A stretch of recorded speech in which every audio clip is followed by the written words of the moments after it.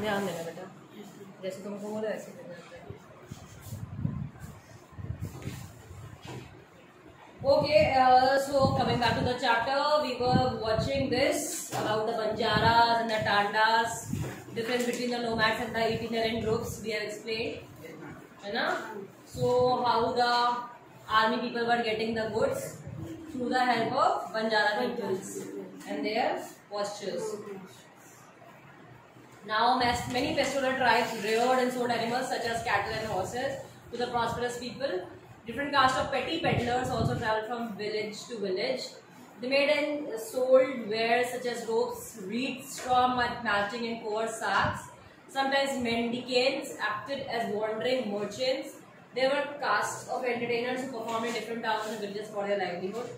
तो जिनके बारे में हम पढ़ रहे थे उसी में कुछ और वैरायटीज भी है। पैस्टोरल ट्राइब्स जो बेसिकली हॉर्डर्स होते थे, जो जानवर चराते थे, ये क्या करते थे, अपने जानवरों को बड़े लोगों में बेच भी देते थे जिनको उसका यूज होता था। कुछ जो पेडलर्स थे जो पैदल पैदल चलते थे, वो एक शहर एक गांव से दूसरे गांव जाते थे, क्या करते थे, रस्सी का सामान बेचते थे, रोप्स, रीड्स, उसी के वो मोटा वाला जो रस्सा होता है ना उसको बनाना, स्ट्रॉ मैटिंग यानी उनके धागे बना के उसके मैट्स बनाना, है ना, और कोर सैक्स क्या होता है, बस्ता, बोरा, बोरी भी नहीं, बोरा, जूट वाला जो बोरा होता है, बोरी तो वाइट होती है ना, तो ब्राउन कलर होती है, हाँ, तो वो इसी से बनती थी।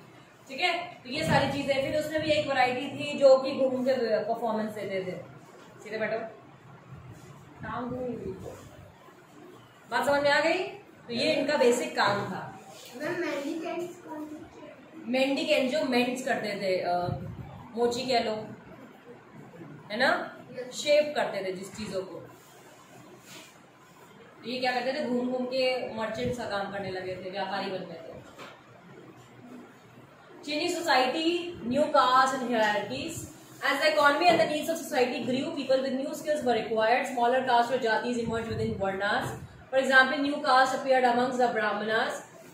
On the other hand, many tribes and social groups were taken into caste-based society and given the status of jatis. Specialized artisans, smiths, carpenters and masons were also recognized as separate jatis by the brahmanas. Jatis rather than varna became the basis for organizing society. तो पहले क्या था? Ground of division of community was varna. Now jati started emerging. जाति क्या होती? Cast आपकी, तो basically आप सरनेम लगाते हो, राइट? तो इसमें ये डेवलपमेंट स्टार्ट हुआ एंड ब्राह्मण्स जो थे, क्योंकि वही इन चीजों को डिफाइन करते थे, तो ये started giving them recognition of a certain जाति। ठीक है, तो वर्ण तो था ही।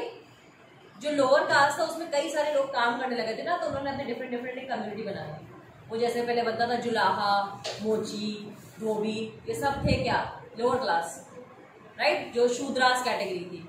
बट ये एक साथ यूनाइट हो गए तो इन्होंने अपनी एक जाति क्लियर कर, मतलब अपने को नाम दे दिया।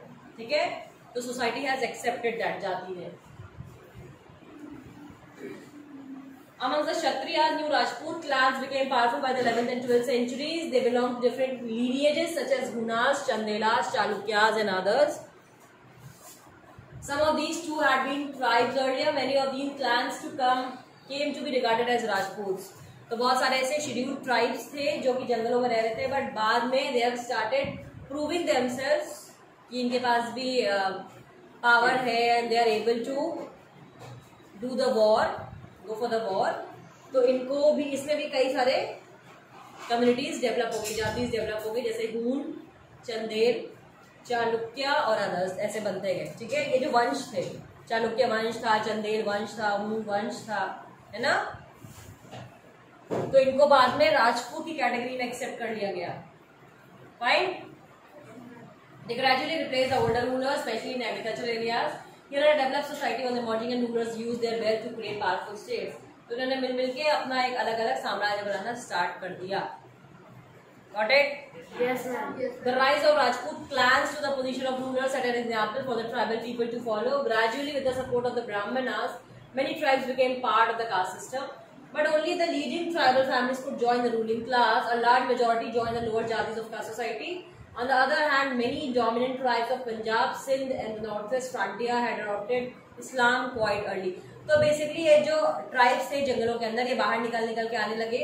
जो हायर क्वालिटी के ट्राइब से ये सब ब्राह्मण बन गए.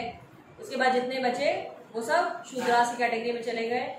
Many of them voluntarily accept the Islam. Got it? They continue to reject the caste system. ये अभी भी, पहले भी caste system बिलीव नहीं करते थे, अभी भी नहीं मानते थे. The unequal social order prescribed by Orthodox Hinduism was not widely accepted in these areas. तो जो हिंदू धर्म में ये ब्राह्मण क्षत्रिय वैश्य शूद्र का कॉन्सेप्ट था, they were not accepting this. They were still rejecting this.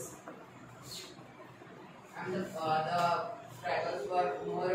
मैं उनको ज़्यादा अच्छा लगता है कि मैं वो इस्लामिक धर्म से थे. Students sitting online, are you getting all the facts? Yes, ma'am. So why there is no yes or no? Keep on replying so I can understand that you are understanding the concepts. 30 बच्चे हैं, वो भी आवाज नहीं दे पा रहे. The emergence of state is closely related to social change amongst tribal people. Two examples of these important part of our history are described below. तो दो कम्युनिटीज के बारे में अब हम पास में देखेंगे, यानी और क्लोजर टू देम. सीधे बैठिए. क्या हो गया? नींद आ रही है? बाहर जाओ, लेट जाओ आराम से जाके, पूरी जमीन तुम्हारी है. The Gonds lived in a vast forested region called Gondwana or country inhabited by Gonds. तो Gonds जिस जगह पे रहते थे उसको कहते थे गोंडवाना लैंड. ठीक है. जब बिग बैंग थ्योरी हुई थी, ज्योग्राफी जब डेवलप हुई तो ये Gondwana land was very effective. बहुत इसका काम था.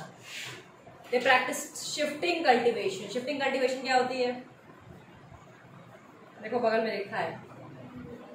एक जमीन पे गए, खेती किया, ठीक है, फिर उसको छोड़ दिया, फिर उसमें जितना वो सूखे पेड़ पौधे सबको जला दिया और उसको जला के वहीं छोड़ दिया और नेक्स्ट लैंड पे चले गए. शिफ्ट कर लिया खुद को वहां से. ठीक है. फिर वो जो जला उसमें अंदर जितना नाइट्रोजन था, ऑक्सीजन था, उसने लैंड को फिर से फिक्स कर दिया. Then they come back again to that particular land. इसको शिफ्टिंग कल्टीवेशन कहते हैं. घूम घूम के खेती करो. ठीक है.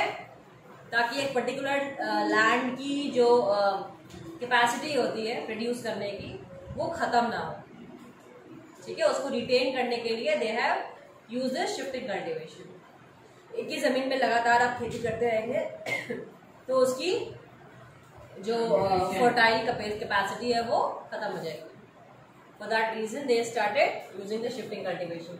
The large Gonds tribe was further divided into many smaller clans. Each clan had its own Raja or Rai. About the time that the power of the Delhi Sultan was declining, a few large Gonds kingdoms were beginning to dominate the smaller Gond chiefs. The Akbarnama history of Akbar's reign mentioned the Gond kingdom of Garh Katanga that had 70,000 villages.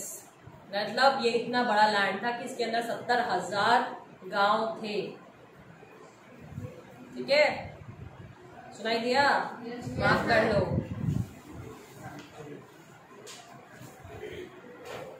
The administrative system of these kingdoms was becoming centralized. The kingdom was divided into garhs. ये mark करिए और यहाँ पे star बनाइए. This is important. यहाँ का classification है कैसे कैसे हुआ. शुरू से देखो. The kingdom was divided into garhs. Each garh was controlled by a particular Gond clan. This was further divided into units of 84 villages called Chaurasi. The Chaurasi was subdivided into Barhots, which were made up of 20 villages each. Mark करिए. 12 villages each. Mark करिए इस पूरे paragraph को. यानी division कैसे है? Kingdom into गर्ड्स. ठीक है. गर्ड से 84, 84 से भारत. ठीक है.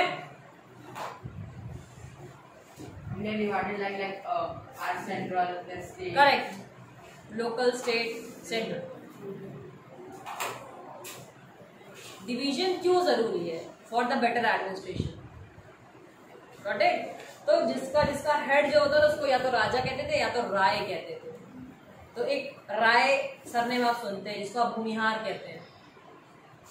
एक लोग हैं जिनको आप जो सरनेम लगाते हैं राय. तो उनको कहते हैं भूमिहार, लैंड ओनर्स थे बेसिकली वो, ठीक है, इसलिए उनके आगे नाम क्या है, राय लगता है। Tribals, fine, it's not about tribals because when your society accepted you as a different community, so you are no more tribe. बहुत एंशिएंट उस पे जाओगे तब कह सकते हो ऑफ कोर्स देवर ट्राइबल्स, तो शायद हम लोग भी कहने के ट्राइबल हो। The emergence of large states changed the nature of Gond society. Their basically equal society gradually got divided into unequal social classes. Brahmanas received land grants from the Gond Rajas and became more influential. तो ब्राह्मणों की हर time पे बहुत चांदी रही है, ठीक है, लोग जो भी कुछ होता था उनको जमीन दी जाती थी, लैंड ग्रांट्स, जैसे ब्रह्मदेव का कॉन्सेप्ट पढ़ा है, याद है, सेम लैंड ग्रांट्स है। The Gond chiefs now wish to be recognized as Rajputs, so Amandas, the Gond Raja of Garhkatanga, assumed the title of Sangram Shah. माँ करिए इसे पूरा।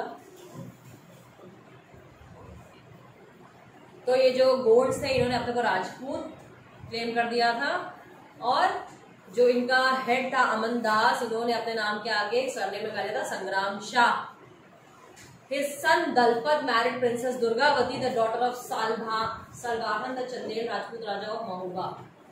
तो गढ़कटंगा के जो हेड थे इन्होंने इनकी शादी चंदेल के राजा जो थे उनके बेटे के साथ हुई थी, ठीक है,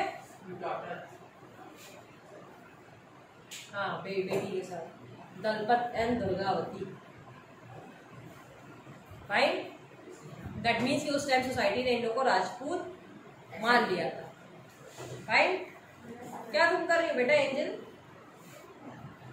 क्या कर रही हो, आओ मम्मी देख लो, ध्यान रखो, माइक मेरा नीचे हो तो क्लास आगे समझाओगे, फिर आपको हिस्ट्री है, कॉमेडी नहीं चल रही है। Dalpat, however, died early. Rani Durgavati was very capable and started ruling on behalf of her 5-year-old son Veer Narayan. उनके बेटे का नाम था Veer Narayan. Under her kingdom became even more extensive. In 1665, the Mughal forces under Asaf Khan attacked Garhkatanga. A strong resistance was put up by Rani Durgavati. She was defeated and preferred to die rather than surrender. Her son too died fighting soon after. ठीक है, तो रानी दुर्गावती ने लड़ाई की थी but हार गई और उन्होंने खुद को मार लिया, बच्चा भी युद्ध करते करते मर गया, ठीक है, जैसे काइंड ऑफ रानी झांसी, ठीक है, झांसी की रानी का एक जो इंसिडेंस आपको पता है, वैसे ही रानी दुर्गावती का भी। फाइन, रानी झांसी की रानी का क्या स्टोरी थी? that his husband was died and he doesn't have a own child, so he has adopted a child, and the rule, British rule, it says that if you doesn't have your own child, so your property will be ours. But he doesn't want it that his property will be coming and you became slaves. So he is fought it and died. बात समझ आ रही सबको? Yes, ma'am. ठीक है। Her son name was Damodar Rao. यहाँ पे रानी दुर्गावती बेटे का नाम? Ma'am, Veer Narayan. In which year Asaf Khan attack? ठीक है, 1565 में। और कौन सा युद्ध हुआ था? हल्दी घाटी। 1565 में हुआ था कि पानीपत थर्ड वॉर हुआ था? पानीपत थर्ड वॉर हुआ था। थर्ड वॉर हुआ था मेरे हिसाब से, ठीक है। Garhkatanga was a rich state. It earned much wealth by trapping and exporting wild elephants to other kingdoms. When the Mughals defeated the Gonds, they captured a huge booty of precious coins and elephants. They annexed part of the kingdom and granted the rest to Chandra Shah, an uncle of Veer Narayan. Despite the fall of Garhkatanga, the Gond kingdom survived for some time. However, they became much weaker and later struggled unsuccessfully against the stronger Bundelas and Marathas. So this is the whole story of rise and fall. Garhkatanga famous क्यों था? क्योंकि वहां से जंगली हाथियों को पकड़ के आगे जगह पे बेचा जाता है। हमें क्या पता था गढ़कटंगा कहाँ हो सकता है? सोचिए, सॉर्ट ऑफ एमपी का ही एरिया पड़ सकता है।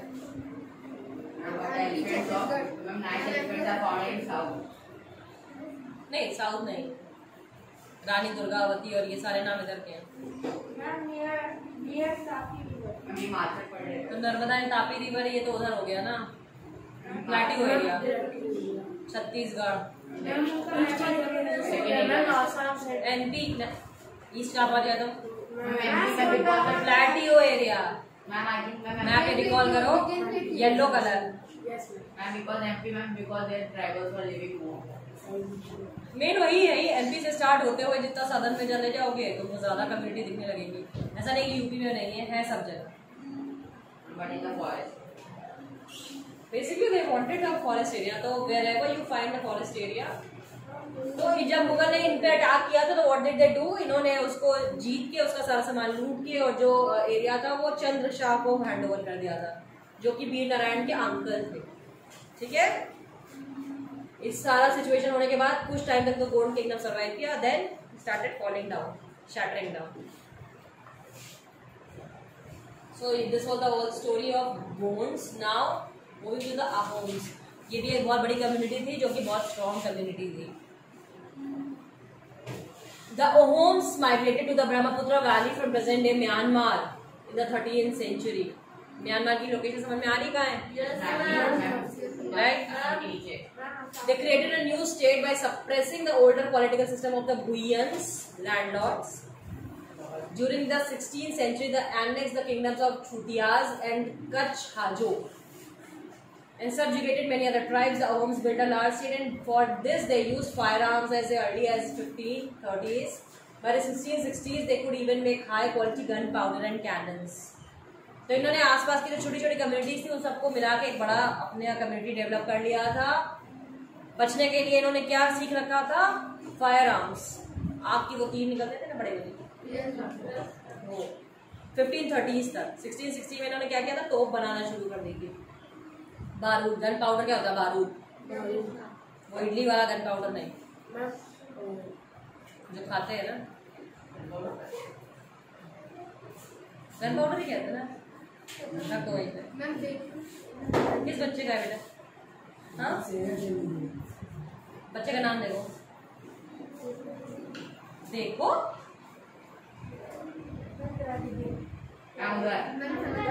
बुलाओ उनको भैया, हम जानते हैं ना। बुलाओ angel.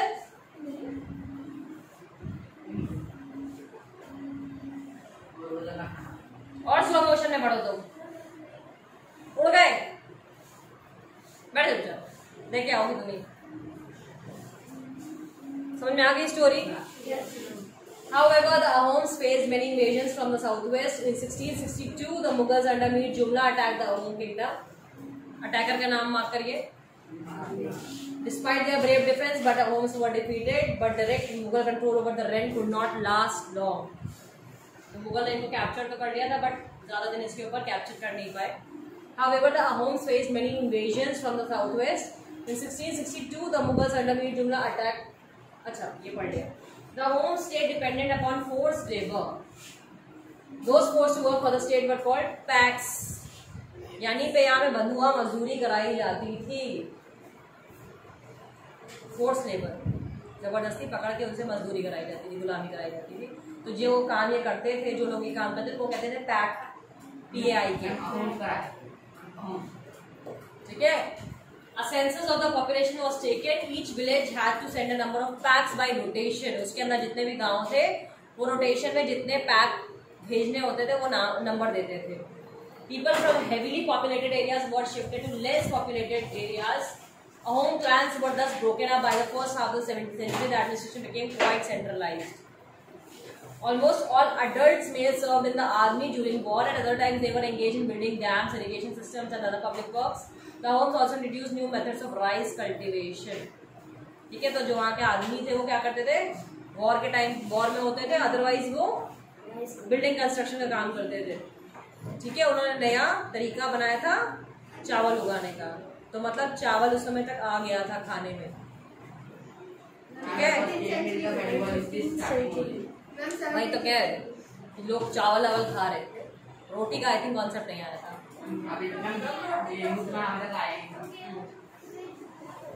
Ahom society was divided into clans of खेल्स। मार्क करिए इसे। पैक का कॉन्सेप्ट देखा, खेल्स देखिए।